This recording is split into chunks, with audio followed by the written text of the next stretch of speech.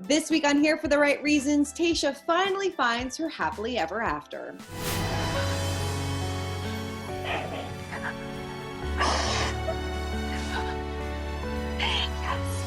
And breaks some hearts along the way. I saw it going differently, but when you love somebody, you want them to be happy. Plus, Tayshia and Zach sit down with us to discuss life post-Bachelorette. I mean, it was just like a whirlwind of emotions, but also at the same time, I mean, think about it. A couple months prior, I was literally, like I said, sitting in my bed eating donuts. Like I did not expect to be on this journey, let alone standing on a platform about to be engaged to, or proposed to. We've got that plus so much more on today's Here for the Right Reasons. Hey guys, Christina Garibaldi here with Us Weekly senior writer Sarah Heron. Sarah, we made it. The finale is over. We did it. Remember when Claire was the Bachelorette? We have been through so much. It has been quite the season. Yes, we have been through a lot, but we finally found our happily ever after, and this finale did not disappoint. So let's get right to our bracket of roses and kick it off with Tayshia and Zach's big proposal. Take a look. I'm gonna choose you right now. I'm gonna choose you tomorrow morning. I'm gonna choose you next week and next year. I'm gonna choose you forever. I mean, I'm seeing a lot of people online saying that this was the best proposal of all time. And I feel like I kind of agree with them. I'm seeing that too. A lot of people keep using the word sincere, which I think is really interesting and maybe not something we associate with The Bachelor all the time. I think there was just a lot of relief for both of them because we kind of saw earlier in the episode, like Tayshia had her mind made up, but I think her biggest fear was that Zach wasn't going to propose and she was trying to prepare herself for that. But his probably biggest fear was that she was going to pick someone else because he had no idea that she was just sending people home left and right. He had no idea, which I thought was so interesting. So interesting. And I think a lot for her too was she was waiting for something to be wrong with him, waiting for the other shoe to drop and being like, come on, give me something. But he really was, that perfect for her. And, it really was a great proposal. The whole I choose you thing every single day. It was written out of a movie. It really was. It was nice. Did you think, we've been talking about Zach as a front runner from the beginning. And I think within the last couple of weeks, it really proved that he was the one for her. Yeah, first I'll say with the movie stuff, part of me gets to be like, okay, this is maybe a little too perfect. The script is whatever, but that's just me being cynical. I hope it works out. I'm obviously rooting for them. They seem super in love. So just had to get, my little moment out of the way. No, I totally agree with you too. Part of me throughout this whole season was like, is he genuine? Do I believe him? But, they seem like they are very, very much in love, we're going to catch up with Tayshia in a little bit and she's going to tell us all about it. But, it seems like she finally found her one. Yeah, I think once Brendan went home, for me, that was solidified it was Zach. Because there was definitely they had very intense dates, the two of them. I remember the wedding dress date was a big step for those two. So I think Zach and Tayshia was definitely a clear path. He had a clear path to the finals, I think, for a while. But for me, it was the Brendan of it all was what was tripping me up. I really thought she had a connection with him. But the second Neil Lane showed up and he was outie, I was okay, she needs a guy like Zach who wants to marry her. He never was worried about the process moving too quickly. He seemed almost he was perfect for this show to an extent. And I feel like Tayshia ended up being the perfect Bachelorette too, because she really just explored every relationship every possible way. And that's why they might have a real chance, because I think, her sending them home early and everything, when they watch it back, hopefully will give them both comfort. Right. And I think they're both a little bit older. Zach is 36. He knows exactly what he wants. This is his time. He wants to settle down. I don't think he was in this for fame and to get followers and to kind of build his brand. It seems like he just really genuinely wanted to find his person. I could be completely wrong. Who knows? But it does seem like, he was in that stage of his life where he just kind of wanted to settle down. And so did Tayshia. I totally agree. And we recently spoke to his ex-wife, yes. Who has kind of not really been saying anything, which is crazy. And even she said, trust me, this guy doesn't want Instagram followers. She's I haven't talked to him in years, so I don't know if this is the real deal, which, obviously, imagine she came out and she was they're horrible. No. Right.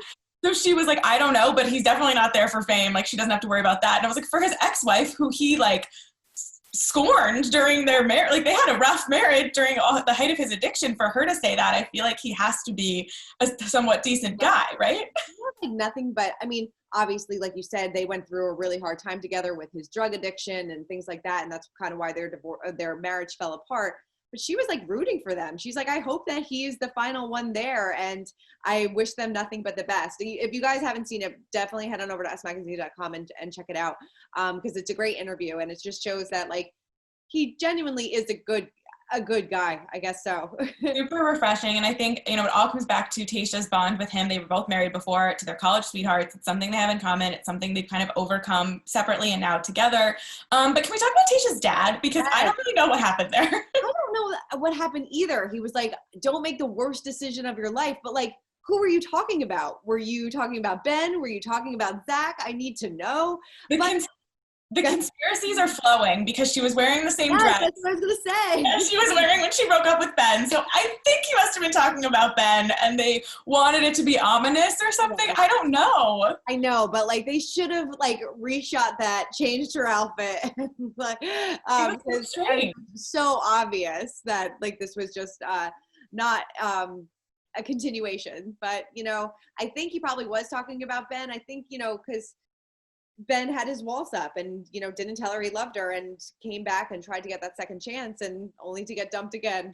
I mean, the Ben of it all is just wild. Like, I wonder if he like is just laying up all night thinking about what would happen if he said, I love you earlier, right, and he didn't leave. Because I think missing that overnight fantasy suite date, she invited him back and they had that passionate kiss, but like I think it was over before it really even started again for him. I mean, she said when she was breaking up with him that this was the fantasy suites was a monumental time. Like, you missed out on a monumental time and I can't commit to you if I didn't have those deep conversations that she had with the other people. And, we'll talk a little bit more about what happened with Ivan a little bit later, but, that's kind of what made or break their relationship too. But, following so do we think that Zach and Tayshia are going to last? I'm going to say yes. Why not? Why not? I kind of think so. I don't know. Oh, I mean, it's so early. Who knows? But I kind of get like a vibe that maybe they will last. It's so early, like you said. But I will say an advantage they've also had is the quarantine of it all. So the weekends, they probably spent more time together than other couples because it was easier to be like hidden. Right. That's so true. And this year has just been so crazy. And I will say, they said something, I don't know if it was on GMA or even on the episode, but it was just like this weird thing that had to happen where, Claire had to quit early. Then Zach wasn't even in the initial casting for Claire's season. So for him to get cast, for Claire not to send him home during these first couple of days, like, I will be shocked if both Claire and Dale and Tayshia and Zach make it. However, there could be a universe thing working here because there were so many factors at play for both of them to end up happy at the end of this ridiculous year. Definitely. And I was like just happy to find like a Bachelor finale that wasn't filled with all this dramatics and like, the lead going back to the runner-up and everything. It was just like a perfect little bow, which I think we all needed. And you said it before, I think Tayshia was a fantastic Bachelorette. She may have been one of my favorites. She knew what she wanted, and she did a really good job making all these guys look good. That's what I've been saying this whole time. Everyone keeps praising the guys. I'm like, I think it's because Tayshia let them have the floor. Sure. But I know you pointed out some Bachelor Nation fans were also excited that it was a pure finale. Yes, I mean, like you said, Dale, who got engaged to Claire this season, he wrote, couldn't be happier for y'all, while Ashley I wrote, I am in love with the love you have, and former Bachelor Peter Weber wrote, that was so beautiful, you deserve it. So it seems like Bachelor Nation is totally on board. Peter could never have done something so smooth as this finale. No way. So I caught up with both Zach and Tayshia to talk about their future together. We're going to be bi-coastal, what's happening. So here's my chat with Tayshia and Zach. Tayshia, you said on the show you wanted 5 children. Is that still the plan? Zach, how do you feel about that? I mean, whatever God blesses us with is what we'll say. And, we've said bi-coastal, maybe trying to figure out where you want to live. Are there any worries about that? What are you excited for? What can you tell me about your plans?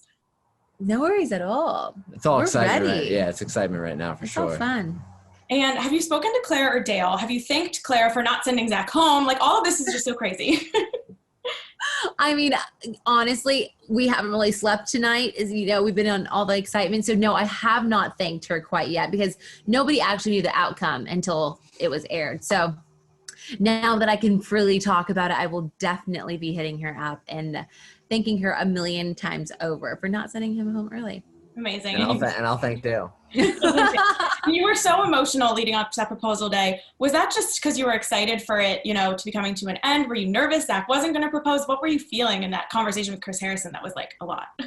I mean, it was just like a whirlwind of emotions, but also at the same time, I mean, think about it. A couple months prior, I was literally, like I said, sitting in my bed eating donuts. Like I did not expect to be on this journey, let alone standing on a platform about to be engaged to, or proposed to, possibly. So it was just, in the famous words of Tayshia, a lot. And yeah, I think it was a lot. And Zach, for you, were you like confident that you were going to be the last one standing? Did you know that everyone was gone already?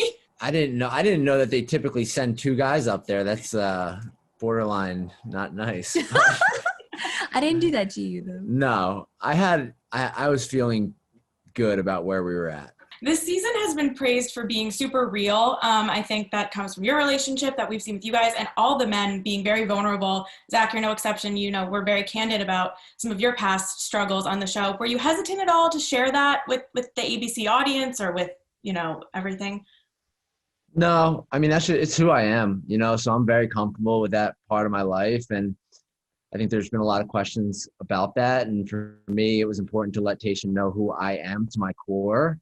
And if she wasn't going to be okay with that, then we would have just went our separate ways. But that's not what happened. And she was very open-minded and understanding. And for me as a whole, like there's this whole thing around addiction and mental illness, it's like stigma. And I don't even like that word because I feel like it does exactly what we're trying not to do, which hopefully, people can see that. Yeah. I went on this journey and here I am. And I live a really blessed life. Well, I'm so excited to see what the future has in store for these two. Nothing but the best. Me too. But we can't go without talking about my boy Ivan. I know. So Ivan, I think this was probably the most shocking thing, even more so than Ben coming back, was the Ivan breakup. And what was so interesting about this is that they broke up over religious differences, which I feel like is something that is never brought up on The Bachelor. No, what's so weird is this season has been the most real, and I think there's no denying that, which is crazy thinking about how it started with this Claire and all the questions of what really happened at this Palm Springs resort that we still don't totally know when Tayshia got there and everything. But between the stuff about Black Lives Matter, between, Ben's mental health and everything that's happened now, religion, like Zach's addiction, like there was no rose-colored glasses on this season of The Bachelorette. And from the promo, it looks like we're going back to old school ridiculousness for Matt James, which, we need a balance. It doesn't need to be serious all the time. Totally. But this season was a different tone for sure. And I think that plays another part of it. This, Tayshia, we didn't even really hear that much about Tayshia's religion on the show, but clearly it means a lot to her. The only thing that confused me was that they didn't give us a little bit more insight into it. I'm assuming this happened during the fantasy suites. Mm-hmm. It's their private time, but I'm surprised they didn't make her do a mini recap for us. I was surprised about that too, because it was just we don't agree on this, so you got to go. But it's I wanted to know why you didn't agree on it and what was wrong. Ivan did say, I think in his Instagram stories that, she is a Christian and wanted to date a Christian, and he doesn't really have too many strong beliefs, which, is understandable. But, like you said, I would have wanted a little bit more of an explanation. But were you surprised that she decided to send Ivan home at that time and then keep Ben, who just randomly showed up with his capri pants? Yeah, I was. I think that if Ben didn't randomly show up, she probably would have just kept Ivan around because she had to. Yeah. And then Ivan would have met her family, which maybe would have changed things. It could have been interesting. Ben showing up really changed the course of everything, and even Brendan leaving also did. So she had space. There was a lot of moving pieces for her final two, partly because they left, partly because they came back. So I think Ivan kind of just got let go because there was so many moving parts, and she knew in the back of her mind religion was a deal breaker. But I think it would have been really interesting to see him meet her family and how that would have gone. But I think Ivan is precious, and I think he'll be okay, but I loved him. I'm sure we'll see him in paradise. I know. He'll be around. All right, well, let's move on to our cringe of the week. Okay, like, I don't know what happened here, but this La Quinta resort was definitely big enough for these men to not have to share a room moments after leaving their overnight date with Tayshia. Let's take a look at this. Had dinner at night, which was awesome, and she offered me the fantasy suite key, and, you know, had a great time, great night, so yeah, it was really cool. It's great, man. Did you guys get like time in the morning together, or is it just? Yeah, we saw the sunrise actually, so it was, shoot. Yeah. You didn't get much sleep? Didn't sleep. So, yeah, long night. Nothing is more awkward than this. Like, you just spent the night with the girl that everybody here is in love with, and we're all going to do the same. So I feel like they don't usually do this. They started doing it with Peter. I feel like they did it with Peter, but it was more so like because that season I feel like was just such a hot mess already. This made no sense to me. They were like older, mature guys. They all seemed to be getting along super well. It was fascinating to see the dynamic between Zach and Ben when Ivan was getting broken up with. Like, they were clearly friends, and just, you know, it was fascinating. Even when Ben showed back up, the guys took it pretty well. I was surprised about that. They were like, all right. Yeah, and when Bennett showed back up too, they were kind of just like, all right, here we go. Like, they all seemed really mature. So doing this to them almost felt like a disservice versus like the girls on Peter's season. It was like, all right, this was kind of expected. Like, this is all stirring the pot puppeteer stuff. Okay. This was like, oh, like, I feel like they've earned their own rooms at this point. I know. Like you said, that place is gigantic. They had enough rooms. And it was so funny because it's just so classic Bachelor, right? Because I was just saying, like, this is like the serious season. Like, you know, we got this emotional proposal. We had all of this emotional talk. But at the end of the day, this is The Bachelor. And we got to do something shady. So all of you can sit here and talk about your amazing nights with the same woman. And it's going to be weird. I know. And I know we talked about this earlier, not on the show, but poor Ivan. I mean, you got like an Airstream fantasy suite, and Zach got this beautiful suite at the resort. I felt really bad. That was another example of like, all right, this was like in the bag for Zach a while ago, but I was just thinking like, this is like Dean Unglert and Caitlin Miller-Keys in the van. Like, what is going on? Like, this is so weird. This resort is huge, and I really feel like we only saw like 2 parts of it. Right. Mm-hmm. I know. But, oh well. Well, another like cringy moment for me was when Tayshia, you know, came up to talk to Chris Harrison before she got to the proposal, and she was like choking back tears. I'm like, are you really happy or are you really sad? I can't tell what's going on right now. Like, this is uncomfortable. The ABC editors got me again because I literally thought during this episode, I was convinced, I was like, okay, she's gonna pick Zach, but they're not gonna get engaged, or like maybe they break up. Like, I fell for the tricks, and this solidified it. I was like, oh my God, this girl is not okay. Like, this the dad conversation, I think, really got to her. That date with the dancing, she wasn't really herself, and I feel like she was gonna self-sabotage, and I was kind of ready for her to break up with him, and then maybe we would get like a updated like flash forward, like she kind of like with JPJ when she like tracked him down. Like, I was kind of expecting something insane, and it was partly because of that like tearful. Chris Harrison was like, I need to call someone. Like, what's happening?